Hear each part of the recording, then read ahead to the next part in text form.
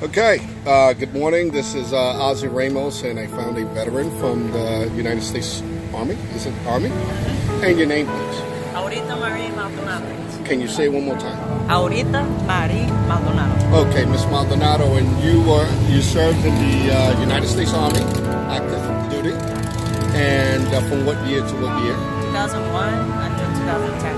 Okay, appreciate your service and your rank. Staff sergeant. Okay, and do you have any special recognition? Any medals? You are Purple Heart. You have a Purple Heart. Yeah. Thank you so much. Enemy marksmanship badge. And you got your Purple Heart where? Afghanistan. In Afghanistan. Okay. And can you just describe the situation? Well, 200-pound IED. 200-pound Direct IED. hit, driver's side of the vehicle I was in. Okay. Threw us about 200 feet. Wow. And you live on the island of Vieques, right? Okay. And currently where you live today, over 100 days already since the hurricane. How are your living conditions? Well, we don't have electricity. There's water. So I'm 4.5 months pregnant. And congratulations. Wow. And there's well, it's hard to get fresh. Understand. What challenges, how do you go to your appointments for your pregnancy?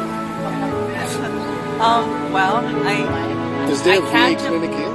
There's not a VA clinic here. Once a week, somebody comes over on Thursdays, I believe. And I think even the office that we used to be able to use is shut down. So I kind of have to find them. There's two guys in charge, a lady and a gentleman, that I have to track down whenever I have something that I have to have done. And so they put it in, and then we wait until Thursday, and then the guy comes on Thursdays.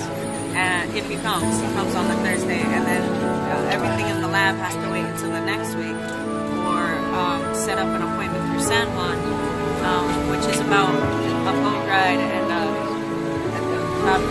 an hour and 40-minute. So you have to then, okay. So sometimes you have to go over to the main island.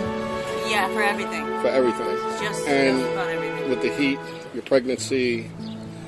And all those things in it. Van. Okay, all right, in the van, and I understand that the ferry is kind of not reliable or unpredictable. Yeah, we get up at 3 o'clock in the morning on the days that we have to go, just to make sure that we're there before the ferry leaves, so they don't cut us off, because people are trying to travel. And I know I personally took the ferry coming here. It took me 6.5 hours total. Yeah. To get on the other side here, and so I could only imagine the difficulties that. The thing is, there's not always a place to stay on the other side, and there's not always transportation that comes after a certain hour. So you can end up stuck on the other side and then waiting, 12 hours. You could also get stuck overnight.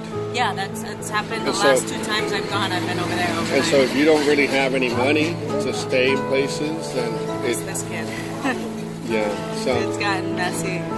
Yeah, one night we spent like 4 hours outside of Walgreens waiting for one of his cousins to come down from another town, Carolina, to come down and pick us up and take us to her house. So how can Vieques improve for veterans from your perspective? What can they do? What can the VA do for you? Well, start with a clinic. Okay. I mean, a reliable clinic. A reliable clinic, transportation, dude. Because there's no real, even for an infection, I had to go over to the main island because there was no real sanitary place to get taken care of treated here. Yes. So transportation, it costs so much money to get to San Juan. Yes. If you don't have money to put down on a plane ticket ahead of time, like $70 or $80. They'll reimburse you for that. But if you don't have that cash, just go, hey, Vieques here, I need to go. Right. Then well, pretty soon too, you're gonna be showing more. It's gonna probably be more difficult. Yeah. It's a lot of challenges for you. Transportation, a clinic, everything in between. Okay, well, good to go. Well, is it okay for me to post your video on our site and also to show the world? And what we're actually doing is we're trying to at least find veterans with these type of dilemmas and bring in situational awareness of the challenges that you face as a veteran. Yeah, absolutely. Because, you know, my situation is not just being blown up, and it's not just being pregnant. I was paralyzed in 2012, and I had eosinophilic meningitis, and so they want to, and I have nerve damage over half of my body, and a non-functioning colon and bladder that are totally different than other people's functioning organs. So they've had me set up for these clinics in San Juan over and over and over again, but Maria came and Irma came, and they've gotten postponed, and it's become kind of it's really hard to get in touch with everybody and to get. I don't even know who my provider is right now. Like, it's you need a primary care physician. Yeah, like a steady one. Yes. When I went over to the main island to set up my next appointment with my primary care, they said, "Oh, he's a floater. He just goes to Vieques and back and forth to Vieques." And I'm like, "Well, how do I set up a follow-up appointment?" Yeah, right. Somebody who knows the file that is like, "Oh, okay, I know you. Right. Like, here, don't tell me your story again." Yes. Well, thank you so much. Thank you for your service. We really appreciate it, and we just want you to know that you are not alone. Thanks. That's why we're here. Yeah. Well, I appreciate you being here. Thank you.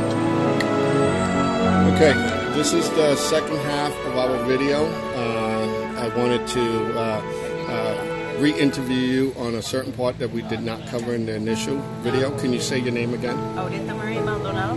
Okay, and you are a Purple Heart recipient, United States Army. We already went that through the first video. But currently right now you're living in what type of conditions? You don't have a place of your own? No. And you were initially living in a shack? Yeah, it was sort of like a gardening shack behind one of the restaurants up on the hill. Maria took that away, so it doesn't exist anymore. And but during the storm, I was watching a house for a friend of mine who's in Louisiana, who's renting it from Javier Silva, who's down the street. And the house has no electricity, no water. It's the door doesn't close. There's no door. It's just a screen and a bar system. And there's a window that doesn't close. So, and there's no furniture. So eventually, I had to move out of that, and my husband brought me to his grandmother's house. Where are you living? In his grandmother's house. Here you have a Purple Heart recipient, United States Army, who was blasted by an IED in Afghanistan, who is totally displaced, and she's also pregnant. And she deserves better. She's a Purple Heart recipient. She is one of our own. We do not leave our veterans in the battlefield. So thank you so much for your service.